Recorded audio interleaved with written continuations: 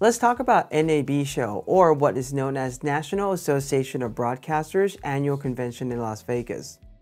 I'll give you my impression of the show and also share with you some of the products that I found interesting as well. This is ArtIsRight. Before we start, subscribe if you're new and hit on the bell icon so you'll be notified every time I upload cool new videos like this.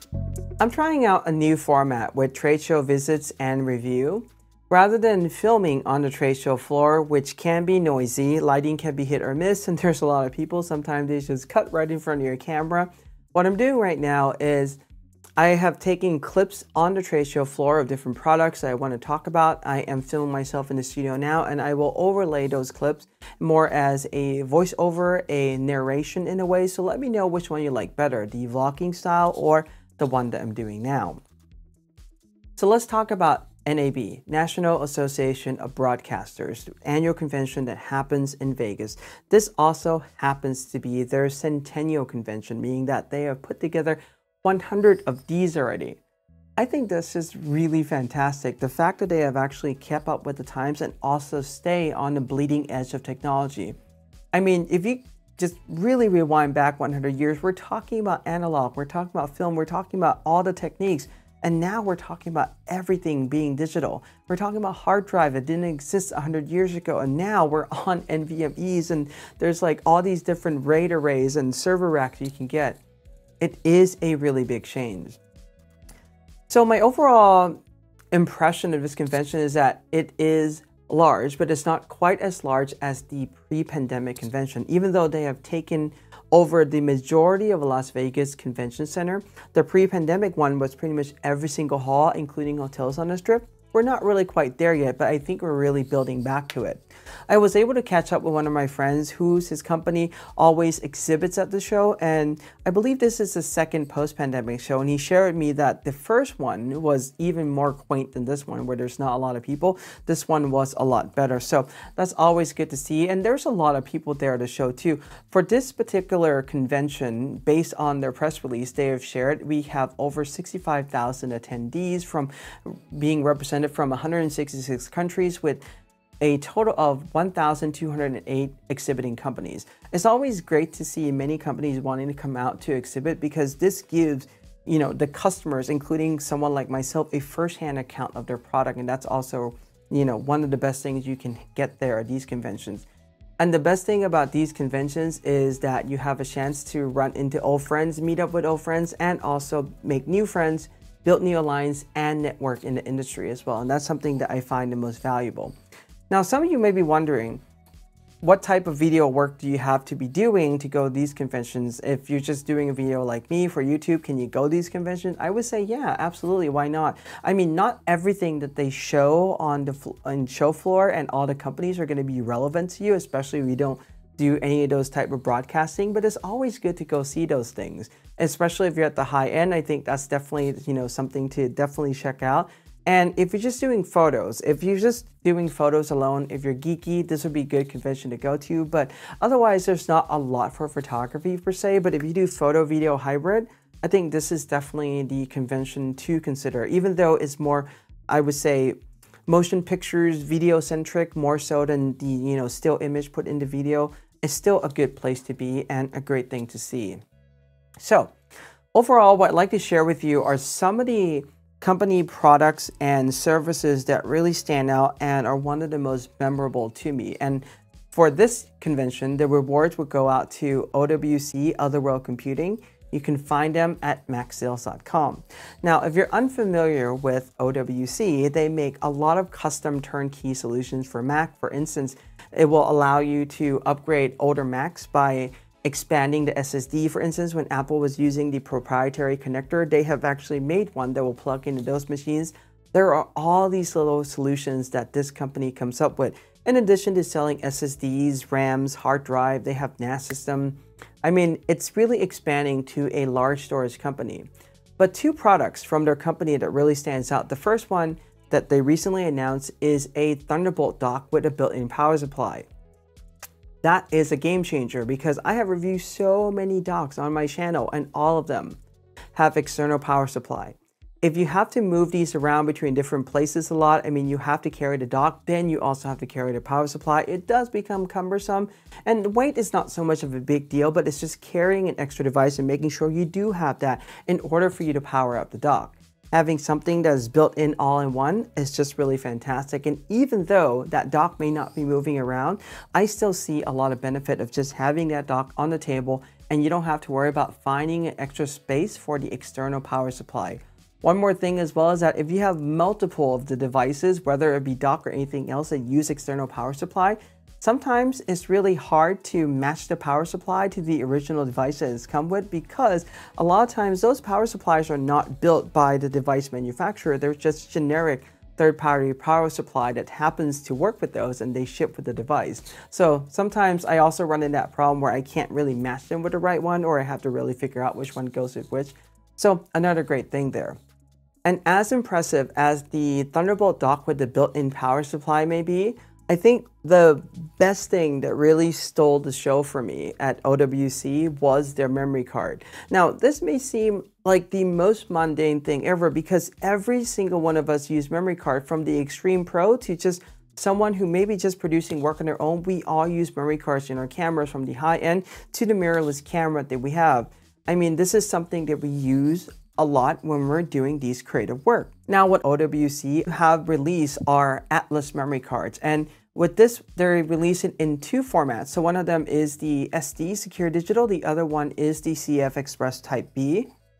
And with these two type of memory cards, they also release it into different, I would say, product tier. One of them is the Pro, the other one's the Ultra. Obviously, the Ultra one is going to run faster, it's going to have, you know, a much better like sustain and higher speed read and write speed, but you just really have to look at your workflow and see which one fits best. Now, it's not just the memory card that is impressive. It's not the fact that everyone uses memory card that is impressive, because there are many other memory cards companies out there. But what OWC have also done with their memory card is they have released a software companion to go with these memory card, and it's called Energize. Now, the demo that they show me on the trade show floor, this was for PC, but I was told that a Mac version will be coming later on. And with Energize software, what you can do is you can plug in your memory card, and Energize software will see your memory card shows up, and it will give you the lifespan that is left on the NAND chip on your memory card. And I think that is one of the best things that I've ever seen, because so much so, the memory cards we use in our computers, yes, we do use them. We use them in our cameras all the time, but none of the other companies ever taken their memory card vertical. And I think that is one of the biggest thing ever, to know the lifespan of your memory card so you know when to replace it. This way you don't ever have to worry about going on a shoot saying, oh, hey, my memory card may not be working, the NAND chip's not working well in there anymore. You don't have to worry about that at all. And I think that's one of the biggest, you know, and the most profound thing that I have seen on one of the more common things that ever happen in, you know, in our life as a creative. Now with Energize software, there's also another option to do a factory erase on the memory card. Based on what they have shared with me, this acts more like a full format in Windows rather than a quick format. So this is going to restore the memory card back to factory setting. I think that's also another very good thing as well. And it also prevents the data. Based on what I was told, the data cannot be retrieved from the memory card if you choose that option. So these are all really great things. In addition to those memory card that has the vertical integration, they have also released a few docks as well. There's two USB-C docks that they released that I want to touch on. One of them is called the Atlas Dual, which is a CF Express and SD card reader, so you can use both of those. And the speed of these docks would be USB-C, which is around 10 gigabits per second, which is actually more than enough for just downloading, for example, SD and CF card to the system. You may not get the max performance with the CF Express Type B, but nonetheless, it's going to work just fine. The other one is a Atlas Dual SD card reader. And with this, you know, obviously the max speed on these SD cards is around 300 megabytes per second. So getting 10 gigabit connection is not going to be a problem whatsoever. But what I really like about their dock in general is that the build quality is really great. But on the bottom of the dock, if you flip it over, there is a USB Type-C cable that's coiled underneath. So if you go on location, you forgot to bring the cord, you can just pull that out, use it, plug in your computer, you're ready to go. And if you don't want to carry an extra cord, you don't even have to. Now, when you come back to your studio, let's say you already have a USB-C cable, you don't have to use the built-in one. You can just leave it just pretty much in its place underneath the device, and on the back of this device, there's also a USB-C connection, so you can just plug in your longer cable or a cable that you have on your desk already, giving you a lot of flexibility, and that's something that I really like about this. The other thing is that on their card reader, there's also a button to prevent you from erasing the memory card as well. In addition to the memory card itself, for example, the SD card, there's always a switch, but you can also switch this on the card reader as well to prevent any type of erase or anything like that. And I think that is a really clever design. Now, the other product that they did show me was the OWC Atlas FXR CF Express card reader. For this one, it is a pretty robust, very purpose-driven CF Express Type B card reader. Has a Thunderbolt connection, so you're going to get the maximum transfer speed out of this, and I believe they build it in a way as well to dissipate heat and so forth, and is really made out of like all aluminum chassis and everything. I just think it's really well designed, and it is a good product. Now, I did ask them, are any of these products that have CF Express backwards compatible with XQD? The answer to that is no, but hopefully I'll be getting some of these products into the studio to run the testing, because I just think they're really fantastic. Now, in addition to this, we also have many big hitter camera companies out there. For example, Sony, Panasonic showcasing their broadcast product, Canon's there, Fuji's showcasing their lens, even Nikon's there, because even though Nikon may not necessarily make a dedicated broadcast or video camera per se, well, their Z9 can do video, but the other thing too is Nikon a while back took over a robot control arm company that can do all these motion tracking, so they were showcasing that on the trade show floor. One of the companies that I would love to see there that we didn't really get a chance to see was Red. I don't think they did come and participate in this one, even though there are many booths. For example, even like at the Adobe booth and so forth, they have multiple different Red cameras, and many other booths are showcasing Red camera at the booth anyway, but I don't think there were anyone from Red there on any official capacity in a booth style. One of the things I want to touch on is the new industrial trend, I would say more in like, the higher end production of things, and that would be what they call virtual production.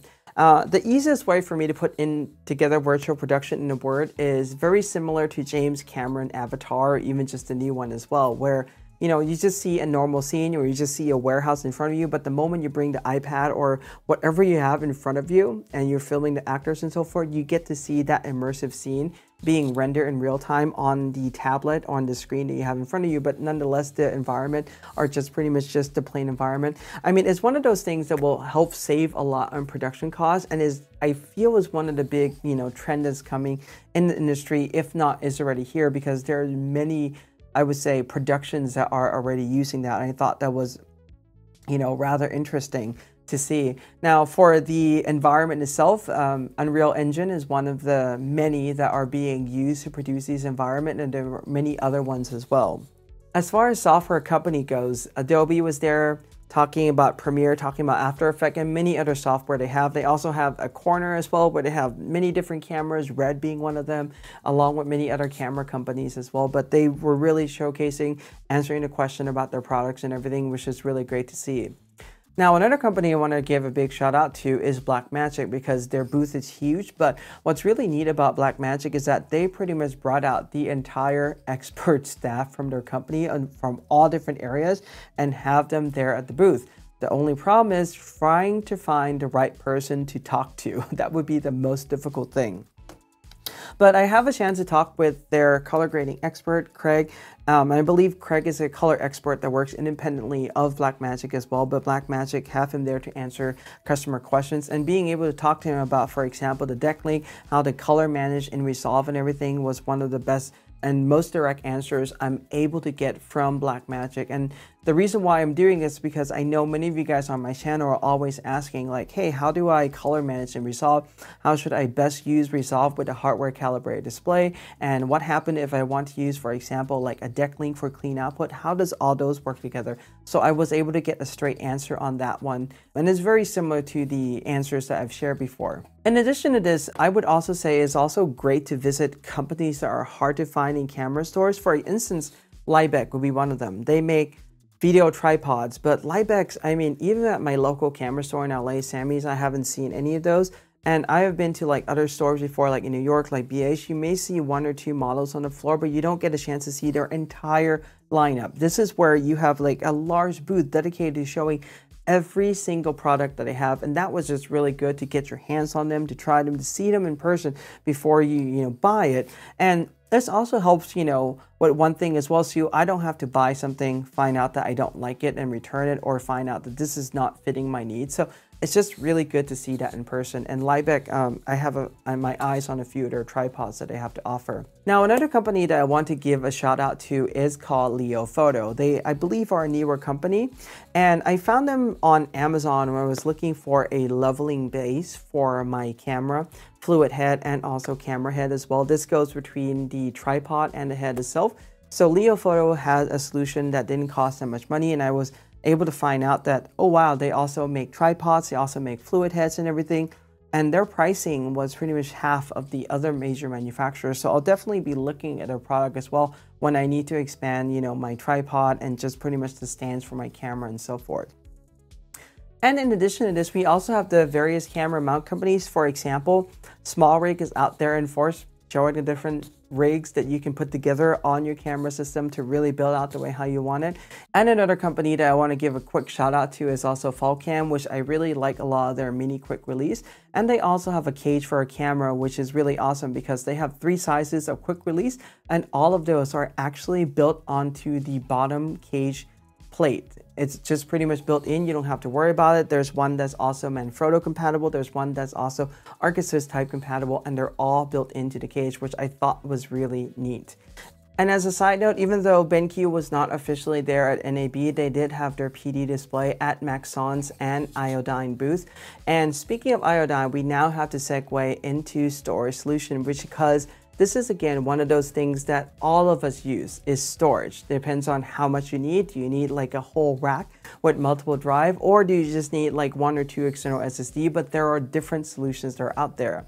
For example, we also see hard drive manufacturers out there. The 2 big ones being Seagate and Western Digital. Both of them are out. Seagate has a larger booth. They have a lot more, I would say, professional solutions for storage compared to what Western Digital and SanDisk have to offer, but both of them are really just showcasing the product, and they're rather quite impressive. But the company that really stands out in this regard is a newer company called Iodine, and what they make are these big NVMe SSD that can read and write at 5 gigabytes per second. Now we're talking about Mac level performance on those machines. The larger SSD on a Mac can read and write at those speeds. We're talking about those kind of speeds on an external device that can connect to your computer via Thunderbolt. And on each of those Iodine devices, there are 8 Thunderbolt ports, and you can link them up to 4 computers at any given time and simultaneously work off the file on that NVMe SSD. I just thought that was a really neat and interesting solution. A few use cases they share with me, obviously for video production, if you need really fast, large storage on the go that can reach up to 48 terabytes in a smaller form factor, this would be the way to go.